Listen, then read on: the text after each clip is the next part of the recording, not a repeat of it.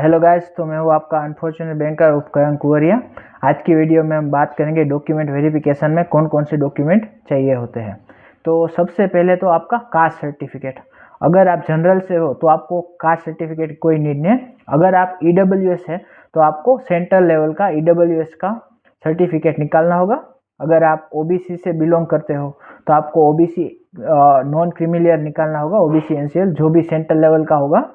अगर आप SC ST है तो उस तरह से जो EWS सर्टिफिकेट और OBC NCL सर्टिफिकेट होती है उसकी वैलिडिटी 1 साल होती है, जहाँ जिस डेट से आपने निकाली है। आपको एक डेट ऑफ प्रूफ देना होता है। उसके लिए आप आपका बर्थ सर्टिफिकेट दे सकते हो, आपका स्कूल लिविंग सर्टिफिकेट या फिर 10th की मार्कशीट जिसमें आपका डेट ऑफ बर्थ शो हो रहा हो।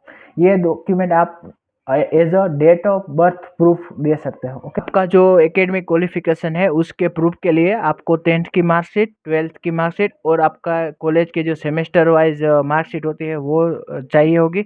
और अगर आपने मास्टर किया है तो आपके मास्टर की सेमेस्टर वाइज मार्कशीट आपको सबमिट करनी होगी, आपको आपकी डिग्री सबमिट करनी होगी। इतने डॉक्यूमेंट आपके एकेडमिक क्वालिफिकेशन को सर्टिफाई करते हैं।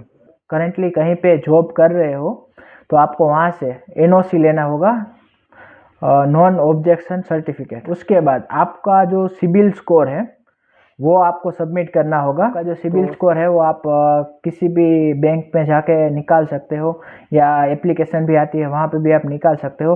अगर आपने कोई क्रेडिट या लोन की फैसिलिटी नहीं ली है तो आपका जो क्रेडिट स्कोर है वो -1 या 0 होगा। उसके बाद आपको कैरेक्टर सर्टिफिकेट चाहिए होंगे। तो वो कहाँ से निकाल सकते हो कैरेक्टर सर्टिफिकेट? जो लास्ट इंस्टीट्यूशन है जहाँ से अगर मैंने कॉलेज की थी तो मेरे जो कॉलेज के डीन या प्रिंसिपल थे उनसे मैंने एक निकलवाया था। 10th का स्कूल हाई स्कूल था, वहाँ से एक सर्टिफिकेट निकला था।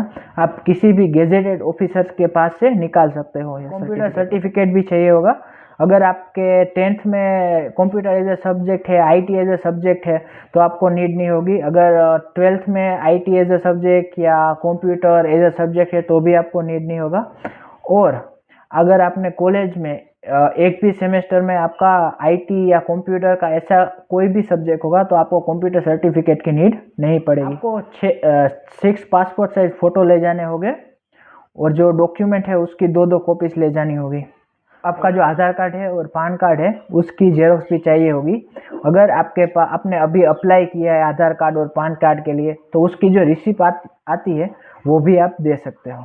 गाइस, मैंने ये जो डॉक्यूमेंट रिक्वायर है उसका लिस्ट करके आपको दिया है, आप आराम से देख लो कि क्या क्या डॉक्यूमेंट चाहिए होंगे आपको डॉक्यूमेंट वेरिफिकेशन में। मैंने जो आपको ये बताया है ये सारे कॉमन डॉक्यूमेंट है जो किसी भी बैंकिंग एग्जाम के डॉक्यूमेंट वेरिफिकेशन में मांगते हैं। सिलेक्शन हो जाएगा तब आपको एक मेल आएगा, उसमें सारे डॉक्यूमेंट लिखे होंगे, आप वहाँ पे भी देख सकते हो। बाकी ये सारे डॉक्यूमेंट निकाल के रखो और ख़ास करके जो आपका कास्ट सर्टिफिकेट है वो सेंटर वाला निकलवा लेना, गलती मत करना याद। मैं आपको एक शॉर्ट प्रीव्यू दे देता हूँ कि आपका सिलेक्शन हो जाएगा उसके बाद क्या होगा। तो आपको आपका जब सिलेक्शन हो जाएगा उसके बाद आपको मेल का इंतज़ार करना होता है कि आपके जो बैंक है जिसमें आप सिलेक्ट हुए हो वो आपको मेल करेगा। उसमें आपको डॉक्यूमेंट वेरिफिकेशन की डेट दी हुई होगी और आपका ज्वाइनिंग डेट दिया हुआ होगा। और उसके बाद आपका जब डॉक्यूमेंट वेरिफिकेशन का टाइम होगा उस दिन आपके साथ आपका होगा बायोमेट्रिक होगा पहले।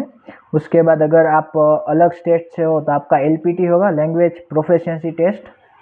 उसके बाद आपका डॉक्यूमेंट वेरिफिकेशन होगा और बाद में आपका मेडिकल होगा। उसके बाद आपको जब ज्वाइनिंग डेट है उस दिन से आपको ज्वाइन कर लेना है। ओके गाइस, तो मेरे साथ जुड़े रहने के लिए मेरे यूट्यूब चैनल को सब्सक्राइब करें, मेरे टेलीग्राम चैनल को ज्वाइन करें। वहाँ पे मैं लाइव मॉक देता हूँ स्क्रीन शेयर पे। वहाँ पे मैं आपको गाइड करता हूँ कि आपको स्पीड कैसे बढ़ानी है, कौन सी अप्रोच यूज़ करनी है जिससे स्पीड बढ़ेगी, और ये सारी चीज़ें मैं वहाँ पे करता हूँ।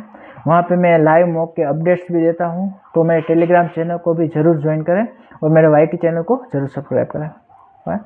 Thank you guys.